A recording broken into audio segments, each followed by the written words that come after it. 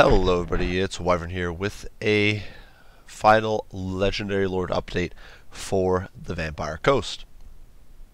Today CA announced that their fourth Lord will actually be an original creation, Cylostra Direfin.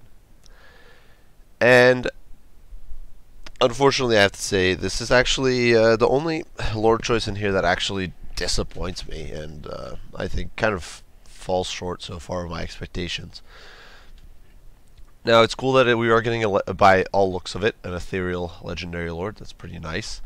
As we can see here, they did make up some backstory for her, which sounds like, in my opinion, a very bad fanfiction. She was once the favorite court singer of the Bretonnian king, sent to sing for the Phoenix King. It's like, what high elf would actually care to listen to a human? I'm sorry, high elves just don't. But that said, this is going to be our fourth lord on a ship called the Lamprey, and she is, well, our first ethereal lord, so at least that's interesting. But I definitely cannot say that I'm all that pleased with this decision. I don't mind CA making up lords where there aren't any, but in my opinion there were plenty of other options still for Vampire Coast that could have been competing for the spot. But regardless, let's go over her action effects and what she's all about, though. So this is some pretty cool stuff. She does get, she is considered the mistress of the deep, so very presence increases the loyalty of the new recruits, which is interesting. It would appear there's going to be a loyalty mechanic, perhaps for the captains, which I guess makes sense given that they're vampires, vampire pirates, that they would not be particularly loyal, but definitely some cool stuff there. Also reduces upkeep and recruitment costs for Morgulls and Sirens, which makes sense given that she is an ethereal, vengeful undead sort of unit. She does have, also for Lord effects, she can offer loyal followers in her army increased physical resistance while giving magical attacks. So something similar to good old Wartsag, I suppose, for the Greenskins. That said, if Sirens who appear to be a unit are counted in this, Wartsag gives plus 15% physical resist to all units in his army. If Sirens end up with like plus 15% and they've got the baseline 75% from a normal ethereal unit, then that would be pretty crunk. That would be pretty ridiculous if it jumps up to 90%. Perhaps it'll be a smaller quantity of physical resist, but still, I could see that being absolutely ludicrous. For a mount, she gets a Rotting Leviathan, which I'm not entirely sure what the Rotting Leviathan is, if that's a separate thing from one of those giant crabs, or if the giant crab is that big single model crab is a Leviathan.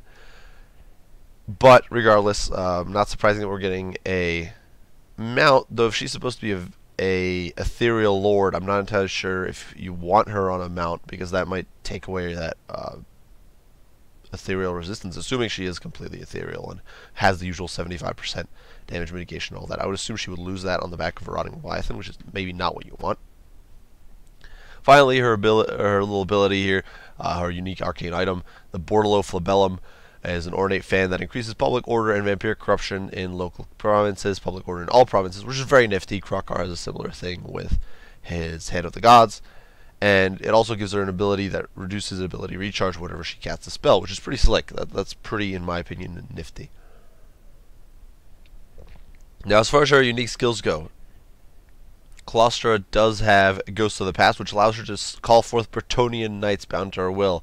It can be a unit of Damned Knights Errant, which can then be upgraded to Questing Knights or Damned Knights of the Realm. So, basically, you can get the lower 3 tiers of Bretonnian Knights, probably as, well, I'd assume as an ethereal unit, which could be pretty cool, could be pretty nifty and fun to play around with, for sure.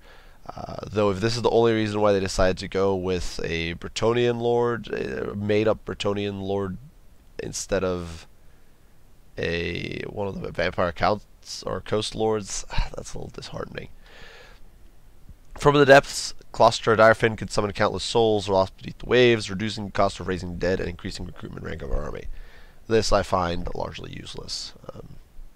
Just nobody cares about Kemmler's improvements to raise dead either. Yeah, it's just not that good.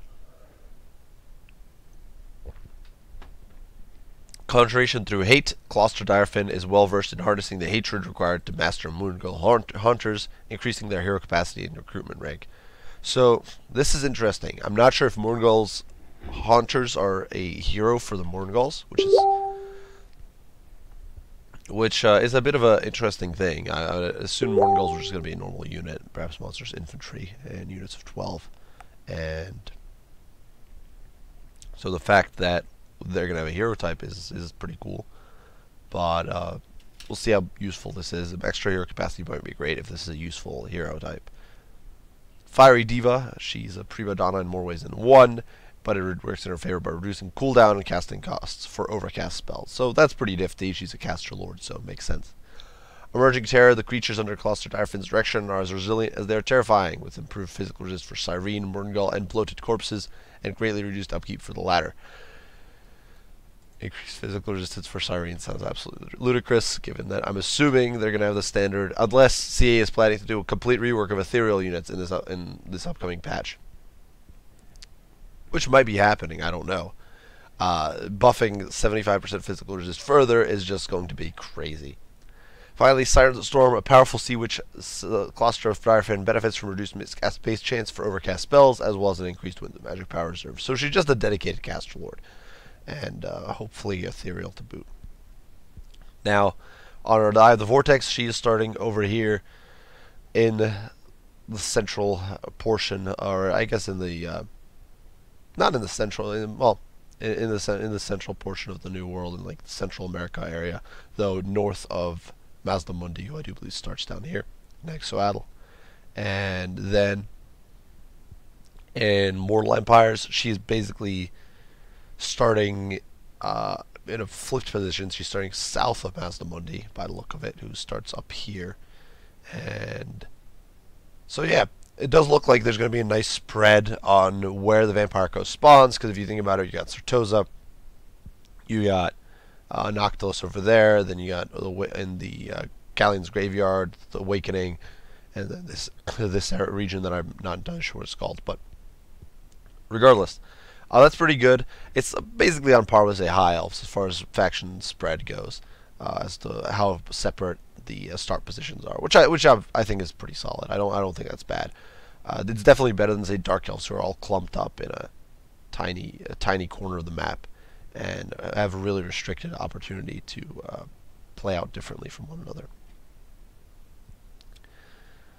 That said, and her ship, the Lamprey, I suppose, which is worth noting. But like I said, I'm honestly a bit disappointed. If CA wanted to do an ethereal lord, which I get, people have been asking for one for a while, and all that sort of stuff, Vangeist would have been such a cool option.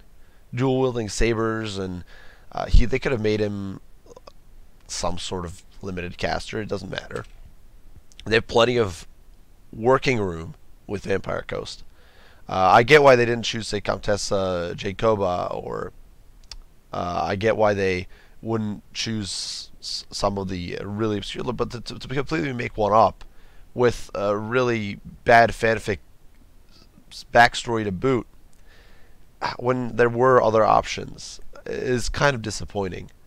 I just feel there were several in the Dreadfleet expansion, or the Dreadfleet